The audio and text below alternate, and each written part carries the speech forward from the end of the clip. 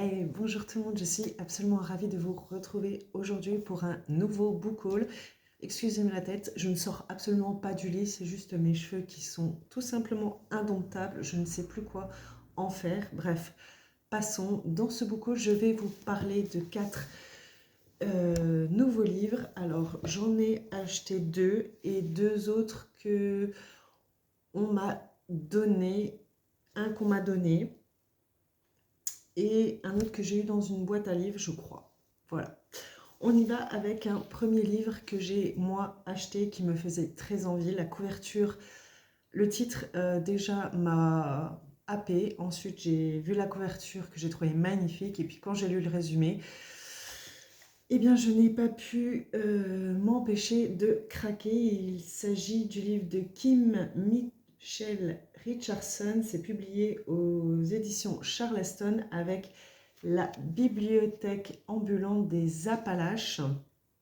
Magnifique couverture, vraiment. J'adore la montagne, les couleurs. Ça va être difficile. Quand j'ai vu la couverture, je me suis dit, ça serait un livre parfait pour le prochain automne, mais vraiment, je pense pas que je vais réussir à tenir jusqu'au prochain automne pour le dévorer. Dans ce livre, on est en 1936, pardon. Donc l'histoire se déroule dans les montagnes du Kentucky. On y suit Cozy Marie Carter, une jeune femme différente. Pourquoi différente? Puisqu'elle fait partie d'une communauté surnommée les Peaux Bleues.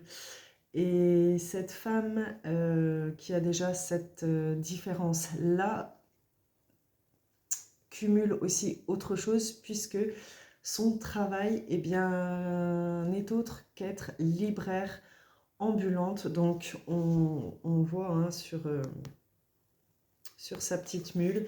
Tous les jours, Marie, oui c'est son deuxième prénom, mais bon, Marie charge sa mule de livres et part explorer les contrées isolées, les Appalaches, pour apporter des livres à cette population totalement isolée qui n'a aucune éducation et leur permettre de s'instruire, de se cultiver, etc. Seulement, son chemin va être très compliqué puisqu'elle va faire face à de la discrimination, elle va faire face à de la violence, elle va faire face à la réalité de ces populations qui sont clairement dans la misère. Donc voilà, malgré ça, elle ne va pas abandonner et comment dirais-je, ce travail-là, en fait, c'est dans le cadre d'un programme réel qui existe apparemment, qui s'appelle Packhouse Library Project. J'ai pas eu le temps de faire des recherches, mais je pense que je me le suis noté en fluo pour faire des recherches parce que je trouve vraiment le principe absolument génial de pouvoir apporter des livres comme ça et de la culture à des populations complètement isolées. C'est extrêmement important. Donc voilà, je pense que ça promet d'être un récit extrêmement émouvant sur pas mal de sujets, notamment la condition de la femme dans les années 30, euh, sur la lutte, sur la discrimination. Vraiment, j'ai très très hâte de pouvoir partir aux côtés de Marie et de découvrir ces contrées, ces contrées isolées, cette population un peu coupée de tout. Parce que c'est un livre assez court, il fait à peine 400 pages. Les chapitres ont l'air courts, par contre c'est écrit extrêmement petit. Alors moi j'ai un peu de mal avec ça. Mais il y a de quoi lire. Vraiment, il y a de quoi lire. Donc voilà pour cette histoire. Une femme dans les années 30 qui, avec sa mule, sa charrette et ses bouquins, va se lancer dans ce périple-là, à la rencontre de toute cette population isolée et, et miséreuse, hein, on peut le dire. J'ai hâte de pouvoir la suivre dans son parcours. Vraiment, ça me donne trop envie de le lire. Là, j'ai envie de le lire. Mais non, non. On patiente, on patiente. Ensuite, pour le deuxième tome, c'est une auteure qui est extrêmement connue, que j'ai lu. J'en ai un autre, je n'ai toujours pas lu, c'est inversé, qui est là, par là, que je n'ai toujours pas lu, qu'il faut que je lise. Mais vous voyez que des trous commencent à apparaître dans mes... Bon, surtout celle-ci. Donc j'avance, mais voilà, ça s'ajoute au fur et à mesure. Donc c'est un peu compliqué. Et puis là, en ce moment, je me suis remis aussi au e-book, puisque pour une question de place aussi, et je vais être honnête, de budget, puisqu'il faut savoir que les e-books sont quand même relativement beaucoup moins chers que le livre format physique papier. Et vous aurez rendu compte, enfin, vous vous serez rendu compte que je lis énormément. Donc au bout d'un moment, je ne peux pas, je n'ai pas non plus un budget illimité pour les livres. Donc voilà, je lis pas mal de e-books. Euh, Pas mal de e-books. Je crois que j'en ai lu en mars, j'ai dû en lire 3 ou 3. Et là, oui, j'essaie d'en caser au moins 3 sur les 6 à 7 que je lis par mois de livres. Voilà, j'essaie de faire 3 papiers et 3 e-books. Bref, parenthèse. Donc, ce livre, Camilla Grebe, L'archipel des larmes, qui est énormément connu, que j'ai lu énormément passer, qui est un bon roman avec plus de presque 600 pages, 557 pages. Je fais la grimace parce que c'est vrai que plus là, je suis pas dans ma période où j'ai envie de lire des gros pavés, mais alors que c'est complètement idiot parce que j'ai lu des livres de plus de 1600 pages, notamment les tomes d'Outlander. Pour ceux qui se sont lancés dans l'aventure savent de quoi je parle. Mais et je sais qu'une fois qu'on est pris dans l'histoire, ça va tout seul, hein. En plus, les chapitres font pas plus de 3-4 pages, donc je pense que ça doit se lire extrêmement vite, hein. Donc il faut vraiment que j'arrête avec ce truc de pages-là, vraiment. Bref. Donc, dans cette histoire qui se déroule à Stockholm, apparemment, un corps va être découvert sur l'île, des restes humains, plus précisément, ouais, vont être retrouvés sur une petite île de l'archipel, et l'enquête va être confiée à Anne et à son équipe. Seulement, apparemment, Anne lutte contre une maladie qui lui fait perdre la mémoire, donc ce qui rend de prime abord forcément son travail extrêmement de plus en plus difficile. Donc voilà, on y suit Anne et son équipe, et parallèlement, d'après ce que j'ai compris, on va y suivre Samuel, un policier qui semble lutter contre pas mal de failles, et puis Bianca, oui, Bianca, une jeune femme dont l'histoire semble liée au mystère. Il y a apparemment plusieurs temporalités, d'après ce que j'ai lu un peu à droite à gauche. Donc j'aime beaucoup les doubles enfin les doubles, plusieurs temporalités. J'aime beaucoup ça parce que ça donne pas mal de peps à chaque fois au récit. Après, à savoir combien il va en avoir sur combien de personnages, parce que ça n'a pas l'air daté, d'après ce que je lis. Vraiment, ça n'a pas l'air du tout daté. Je suis en train de me demander si j'ai pas confondu quelque chose là.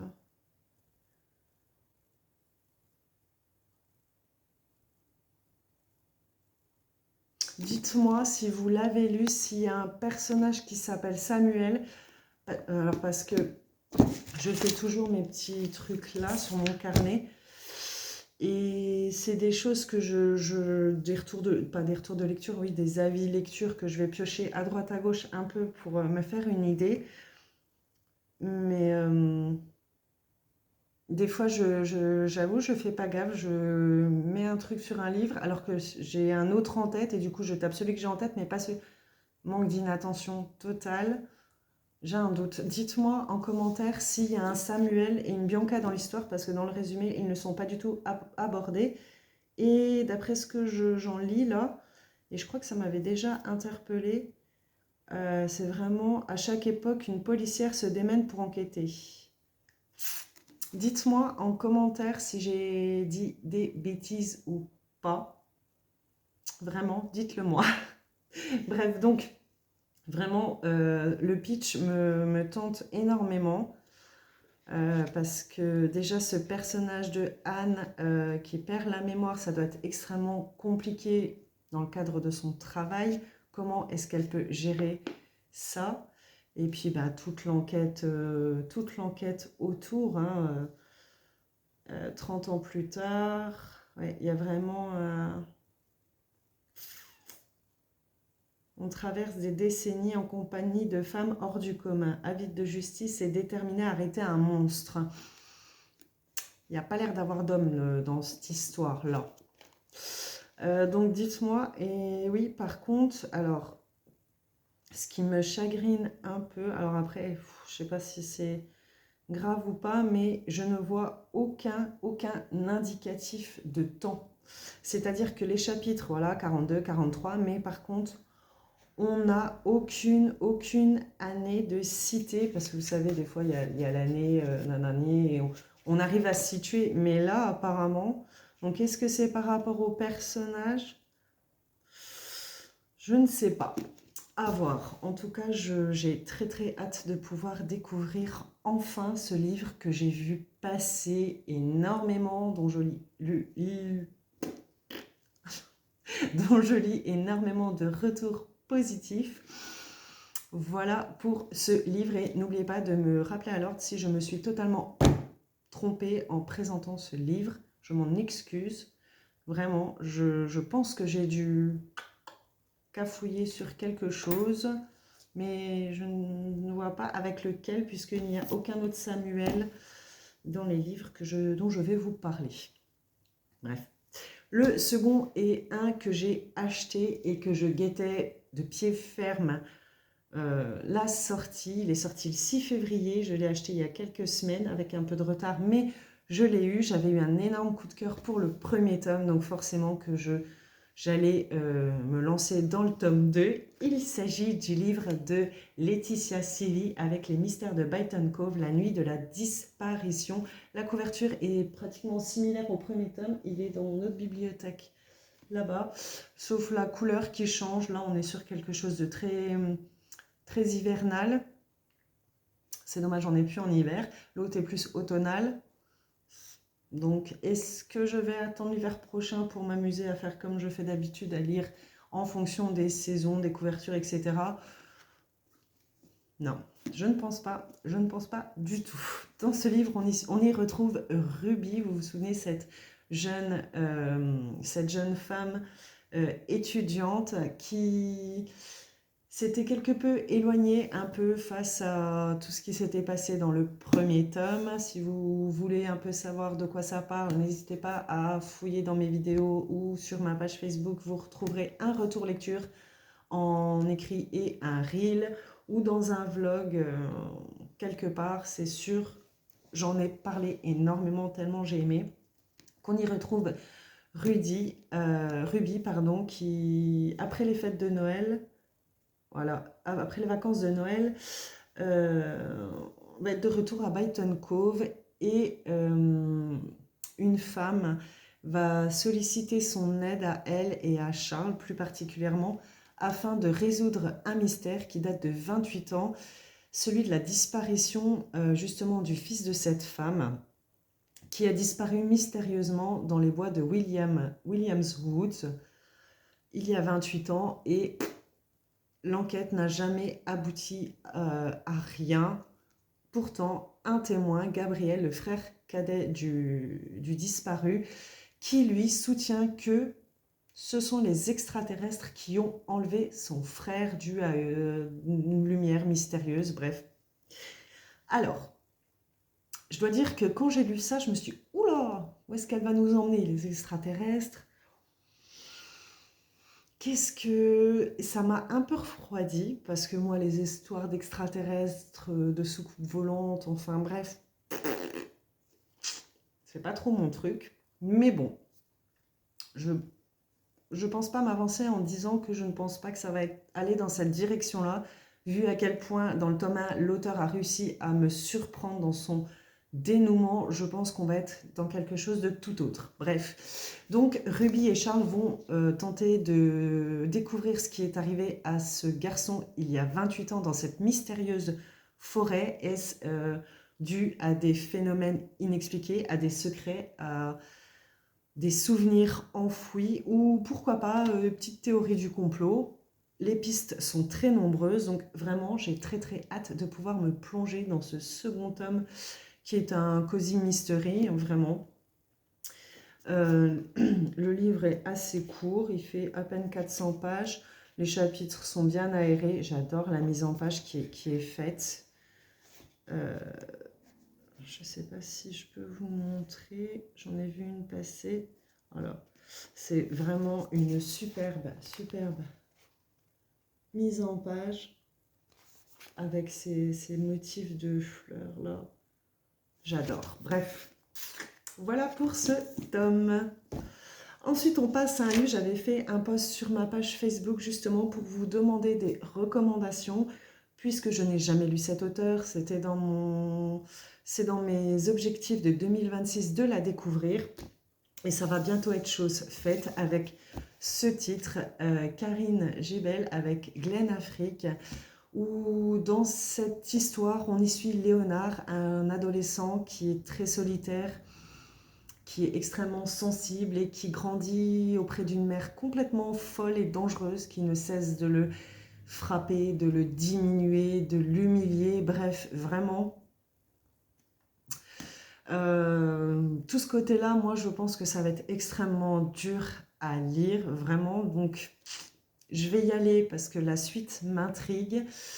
Donc voilà, Léonard va vivre des choses vraiment affreuses. Il va y avoir un drame et il va devoir apparemment prendre la fuite.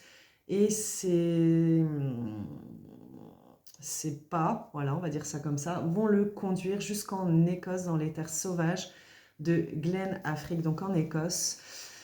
Et apparemment, il va rencontrer une petite fille qui s'appelle, je l'ai lu, Mona, je crois, qui est mutique et qui semble extrêmement fragile, qui est sans doute elle aussi en fuite. Quoi, pourquoi, comment, je sais pas, c'est pas dit. Mais voilà, les deux vont, entre deux, vont se lier un lien extrêmement fort et ça va être une aventure, je pense, très intense où ils vont vivre des choses extrêmement compliquées et qui, avec le seul but, je pense, de pouvoir se mettre en sécurité. Alors, Léonard, je ne sais pas s'il y a un père, s'il y a d'autres gens qui lui veulent ou lui ont fait du mal. Mona, je ne sais absolument pas, mais je le découvrirai en me lançant là-dedans. Donc, vraiment, je pense que les thèmes qui vont être abordés, la violence familiale, hein, clairement la survie, la fuite, la résilience, je pense le courage, et puis je pense tout ce qui tourne autour de l'enfance brisée. Des sujets qui vont être extrêmement difficiles, mais malgré ça, je sais pas, j'ai très très envie de découvrir l'auteur et l'histoire de Léonard, mais il faut que j'arrête avec les pages, plus de 700 pages. Je sais pas quand est-ce que je vais pouvoir, je sais pas.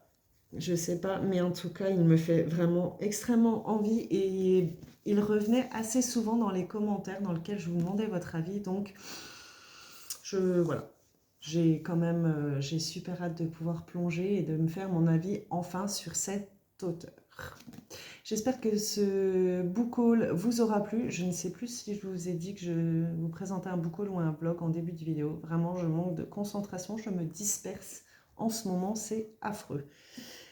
Voilà pour ce book haul, j'espère qu'il vous aura plu. N'hésitez pas à me dire si des livres vous tentent, si vous en avez lu certains, si vous avez des recommandations à me faire. Je suis toujours preneuse, avec grand plaisir, vous le savez.